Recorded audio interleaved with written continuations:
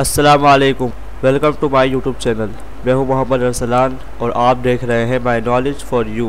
दोस्तों, आज है हमारी क्लास नंबर 7 और इस क्लास में हमारा टॉपिक है प्रेजेंट कंटिन्यूअस। जिस तरीके से हमने अपनी गुज़िश्ता क्लास के अंदर प्रेजेंट इंडेफिनिट पढ़ा था और उसमें सबसे पहले उसकी पहचान जानी थी, तो प्रेजेंट कंटिन्यूअस के अंदर भी हम सबसे पहले उसकी पहचान जानेंगे। उर्दू जुमलों में प्रेजेंट कंटिन्यूअस की पहचान है रहा है, रही है, रहे हैं वगैरह। अब हम सबसे पहले इसकी हेल्पिंग वर्ब्स देखेंगे। तो प्रेजेंट कंटिन्यूअस की हेल्पिंग वर्ब्स होती है इज़, एम, आर। अब हम सबसे पहले देखते हैं अफर्मेटिव, जिसको हम एजर्टिव भी कहते हैं, यानी कि सादा मुस्बत जुमले।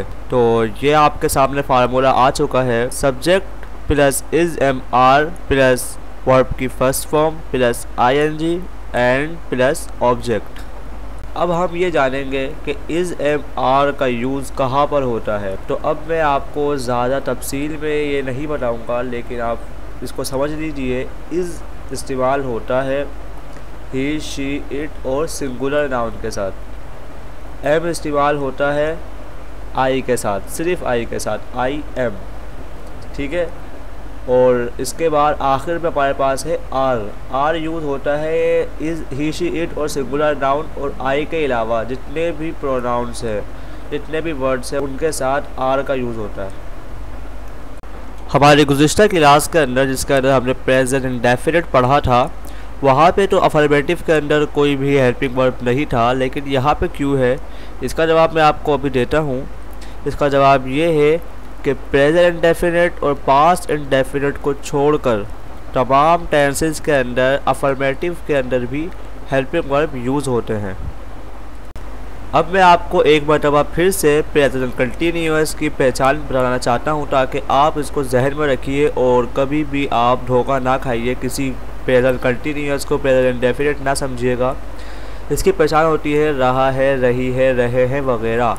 मैं स्कूल जा रहा हूँ, मैं खाना खा रहा हूँ, आप मेरी वीडियो देख रहे हैं, मैं वीडियो बना रहा हूँ, मैं आपको समझा रहा हूँ, ये सब इसकी मिसालें हैं। ऐसा कोई भी जुमला जो ये बता रहा हो कि प्रेजेंट के अंदर कोई काम चल रहा है, तो हम उसे प्रेजेंट कंटिन्यूअस कहते हैं।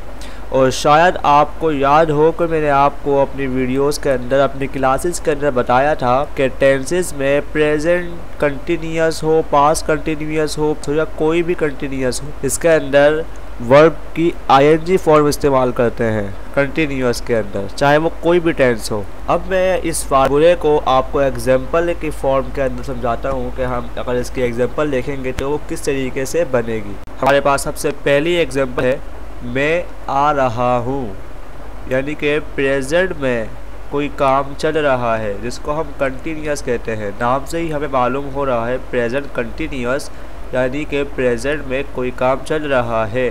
मैं आ रहा हूँ, अब इसकी इंग्लिश बनाते हैं हम। मैं आ रहा हूँ, यहाँ पे हमारा सब्जेक्ट क्या है? सब्जेक्ट है मैं की इंग्लिश होती है आई।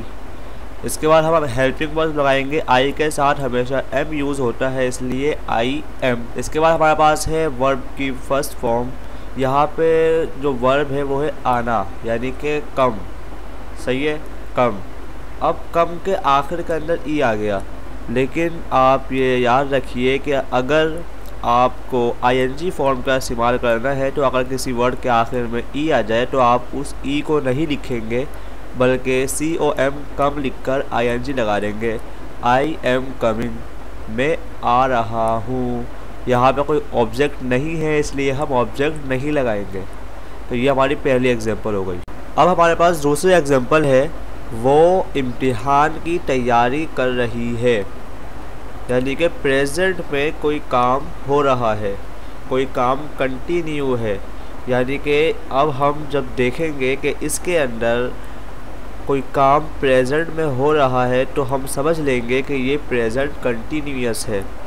वो इम्तिहान की तैयारी कर रही है। अब इसकी इंग्लिश बनाते हैं। तो यहाँ पे सबसे पहले हम ये देखेंगे कि यहाँ पे हमारा सब्जेक्ट क्या है। क्योंकि ये लड़की है, इसलिए सब्जेक्ट हमारा यहाँ पे वो, यानी कि इंग्लिश के अंदर वो यूज़ होता है लड़की के लिए, शी हमारा सब्जेक्ट हो गया। अब यहाँ पे हम हेल्पिंग वर्ब के अंदर क्या लगाएंगे? हमने अभी सीखा था कि ही, शी, इट और सिंगुलर नाउन के साथ इज़ लगता है तो यहाँ पे हम इज़ लगा देंगे, क्योंकि सिंगुलर के साथ इज़ इस्तेमाल होता है। She is.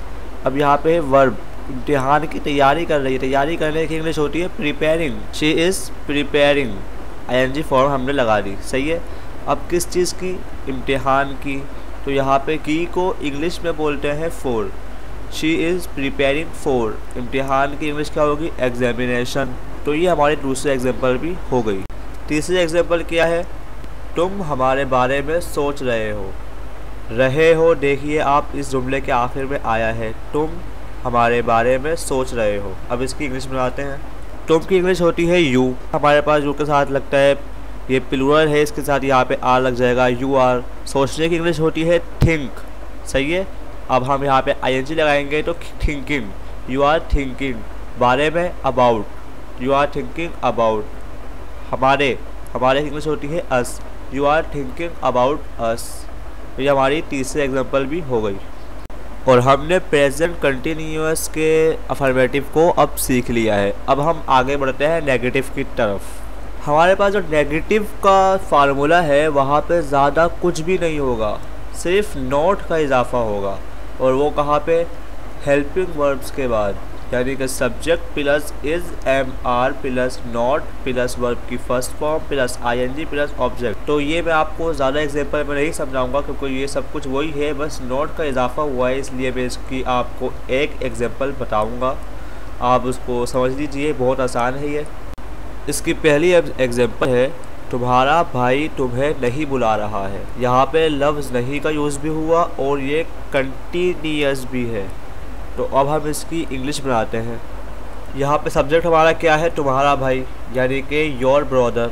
अब हम देखते हैं यहाँ पे ये प्लूरल है कि सिंगुलर है? एक भाई है तो यहाँ पे ये सिंगुलर है। Your brother is. सही है। बुलाने को इंग्लिश में क्या बोलते हैं? कॉल। ING लगा देंगे, कॉलिंग।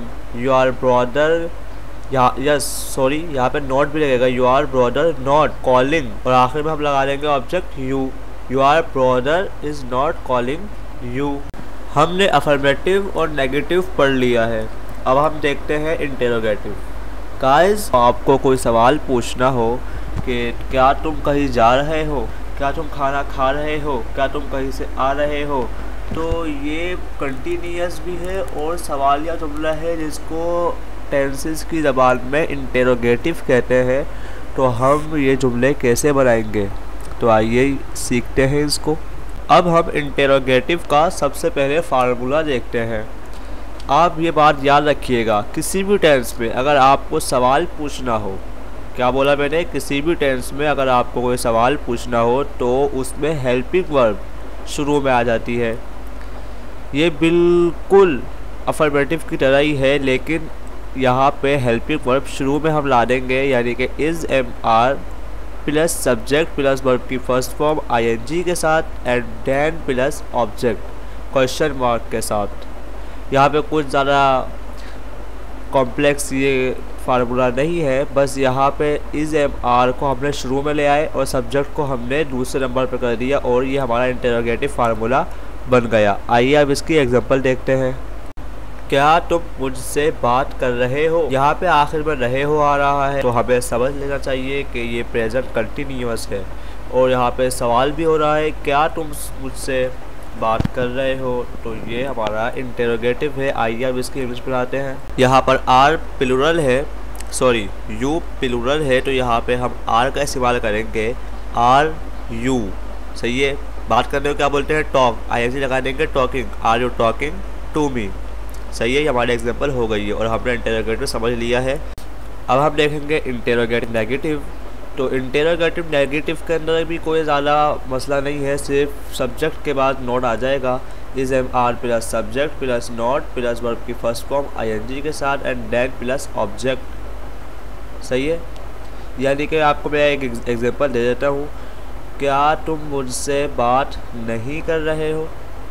सही है। तो एक इसकी इंग्लिश क्या होगी? Are you not talking to me. तो ये हमारा इंटेरोगेटिव नेगेटिव हो गया है। उम्मीद है कि आपने प्रेजेंट कंटिन्यूअस को समझ लिया होगा, और अगर आपको कोई बात समझ में नहीं आई तो आप मुझसे कमेंट्स करके पूछ सकते हैं। और अगर अभी तक आपने मेरी प्रेजेंट इंडेफिनिट की वीडियो नहीं देखी तो लिंक डिस्क्रिप्शन में है, अभी जाइए और उस वीडियो को देखिए जिसके अंदर मैंने आपको प्रेजेंट इंडेफिनिट समझाया है। अगर वीडियो पसंद आया तो लाइक करिए, शेयर करिए और चैनल को सब्सक्राइब करिए, क्योंकि हमारे टेंसेस की सीरीज़ अभी चल रही है और हर टेंसेस आप तक सबसे पहले पहुंच सके, इसलिए आप चैनल को सब्सक्राइब कर दीजिए। मिलते हैं अपने नेक्स्ट वीडियो में। अल्लाह हाफिज़।